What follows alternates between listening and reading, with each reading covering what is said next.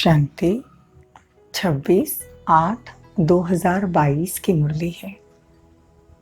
ज्ञान के सागर, आनंद के सागर शिव परमात्मा क्या कहते हैं देखो। बाबा कहते हैं, मीठे बच्चे, निरंतर एक बाप की याद में रहने का पुरुषार्थ करो। यही बेहद का सतो प्रधान पुरुषार्थ है। बेहद का सतो प्रधान पुरुषार्थ है। बाबा को निरंतर याद करने का ये जो पुरुषार्थ है, ये बेहद का सतो प्रधान पुरुषार्थ है। प्रश्न है, तुम बच्चों को कौन सा संग करना है, कौन सा नहीं? उत्तर है, जो ज्ञान की रूरियान करते हैं, सर्विसेबल है, उनका ही संग करो। बाकी जो झरमई झुगमई में कर जाते हैं, फालतू बातें करते हैं, उनके संग से दूर रहो। Hear no evil, see no evil. प्रश्न है, गफलत करने से कौन से नुकसान होते हैं? उत्तर है, जो गफलत में रहते हैं उनसे हर समय भूले होती रहती है। वह बाप का नाम बदनाम करते रहते हैं, उनसे सभी को नफरत आती है। वो गोल्डन एज में नहीं पहुंचते, फिर बहुत कड़ी सजा के भागीदार बनते हैं। गीत है, माता ओ माता ओम शांति। यह है माताओं की महिमा।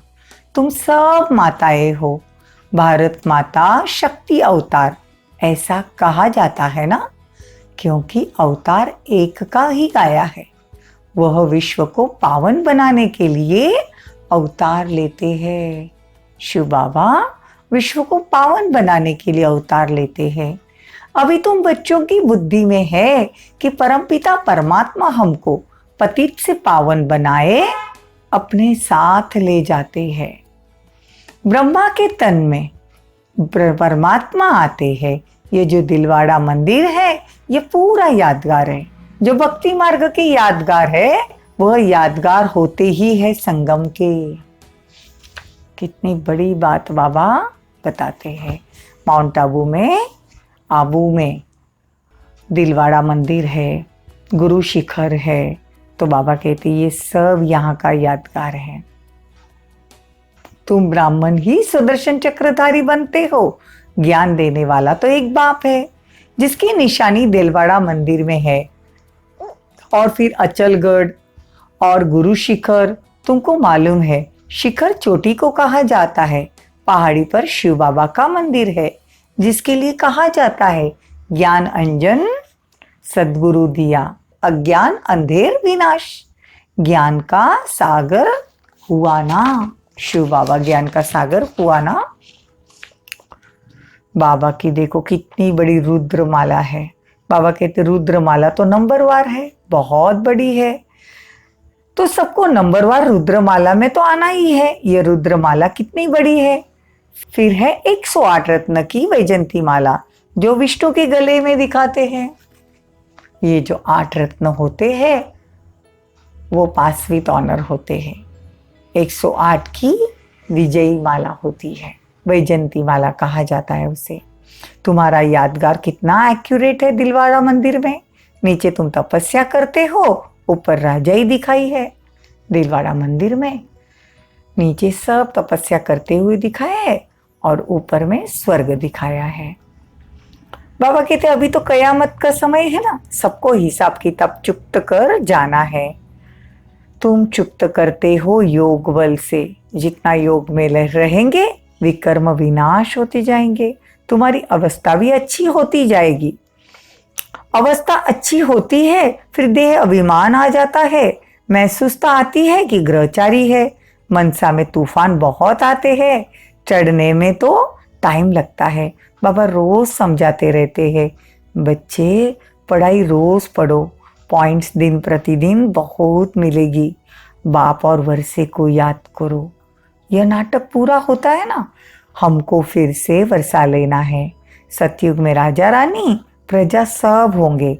जैसे कर्म अथवा जो पुरुषार्थ करेंगे, वैसा फल मिलेगा। लक्ष्मी नारायण से ही राज्य शुरू होता है।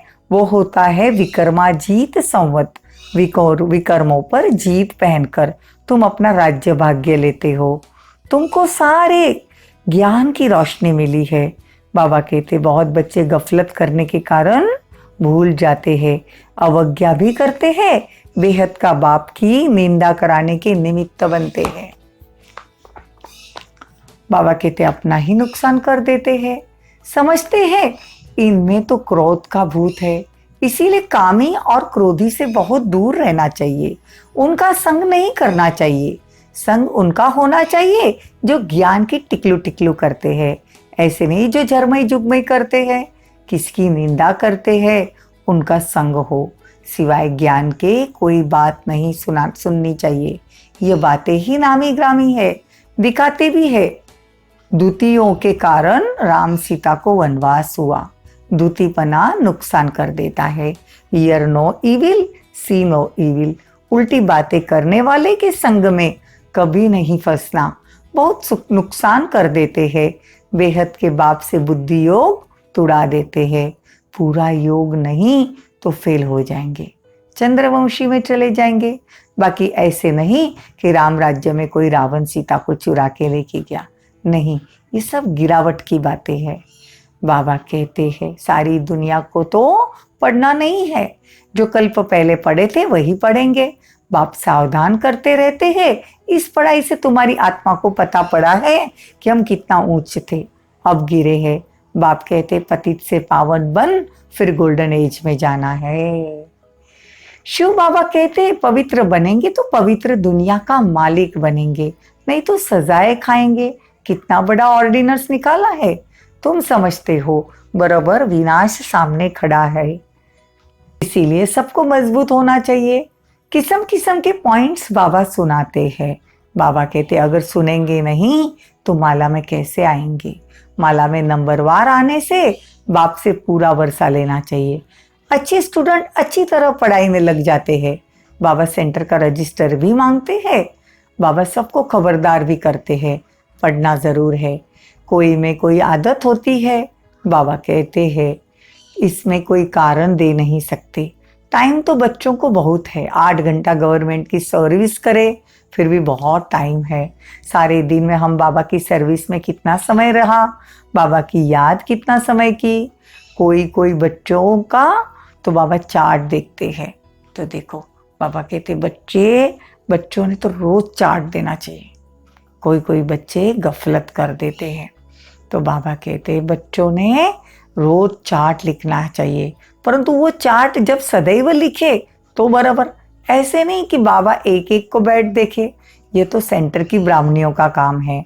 ब्राह्मणियों में भी नंबरवार है, गोल्डन एज में कोई पहुंची ही नहीं, उसमें अजून समय पड़ा है। कोई तो और ही श्रीमत पर न चलने के कारण और ही गिर जाते हैं, फिर लोग उनको पसंद भी नहीं करते। तुम बच्चों की दुनियावी बातें बिल्कुल नहीं होनी चाहिए। बाबा बार बार आज इशारा दे रहे, फालतू बातें नहीं करनी है। एक सदगुरु बाप को याद करना है, उनमें यह ज्ञान भरा हुआ हो। तुमको तो परम धाम जाना है। गुरु शिखर मतलब परम धाम, ये कोई पहाड़ी की बातें नहीं। परम धाम मतलब स्वीट साइलेंस होम। बाबा बार बार कहते बच्चों को तो निश्चय होना चाहिए, योग भी करना चाहिए, जितना हो सके दूसरों का कल्याण भी तो करना है। बाबा कहते बहुत बच्चियां हैं जिन्होंने बाबा को अभी तक देखा तक नहीं, फिर भी वो बाबा को बहुत याद करती है। बाबा कहते जब तक जीना है ज्ञान अमृत पीना है। ये दुनिया की बातों से ममत्व निकाल देना है, जो पढ़ेंगे वही दिल रूपी तख्त पर चढ़ेंगे। बाप कहते अपना कल्याण करना हो तो श्रीमत पर चलो, ऐसा काम नहीं करो जो दूसरों को नफरत आ जाए। बॉक्सिंग है ना, तुमको इस युद्ध में कितना टाइम लगता है। अच्छा, मीठे मीठे सिक्के लदे बच्चों प्रति माता पिता बाप दादा का याद प्यार और गुड मॉर्निंग। रूहानी बाप की रूहानी बच्चों को नमस्ते। हम रूहानी बच्चों की रूहानी माता पिता बाप दादा को याद प्यार गुड मॉर्निंग नमस्ते, थैंक यू, बहुत बहुत शुक्रिया। धारणा के लिए मुख्य सार, अपनी झोली अविनाशी ज्ञान रत्नों से भरकर अपना श्रृंगार करना है। अतीन्द्रिय सुख के लिए बुद्धि को ज्ञान से भरपूर करना है। धुतीपना छोड़ औरों का कल्याण करना है। इसीलिए ज्ञान के सिवाय कोई भी बात न सुननी है, न सुनानी है। उल्टी बातें सुनाने वालों के संग से दूर रहना है। वरदान, सर्व प्राप्तियों की खुशी में उड़ते हुए मंजिल पर पहुंचने वाले स्मृति स्वरूप भव। सर्व प्राप्तियों की खुशी में उड़ते हुए मंजिल पर पहुंचने वाले स्मृति स्वरूप भव। ब्राह्मण जीवन में आदि से अब तक जो भी प्राप्तियां हुई है उनकी लिस्ट स्मृति में लाओ। तो सार रूप में यही कहेंगे कि अप्राप्त कोई वस्तु नहीं ब्राह्मणों के जीवन में, और यह सब अविनाशी प्राप्तियां हैं। इन प्राप्तियों की स्मृति इमर्ज रूप में रहे, अर्थात स्मृति स्वरूप बनो, तो खुशी में उड़ते रहेंगे और उड़ाते रहेंगे। प्राप्ति की खुशी कभी नीचे हलचल में नहीं लाएगी, क्योंकि संपन्नता अचल बना देती है। स्लोगन, बिंदु स्वरूप की स्मृति में रहने के लिए ज्ञान, गुण और धारण में सिंधु बनो, मतलब सागर बनो। ओम शांति। ओम शांति।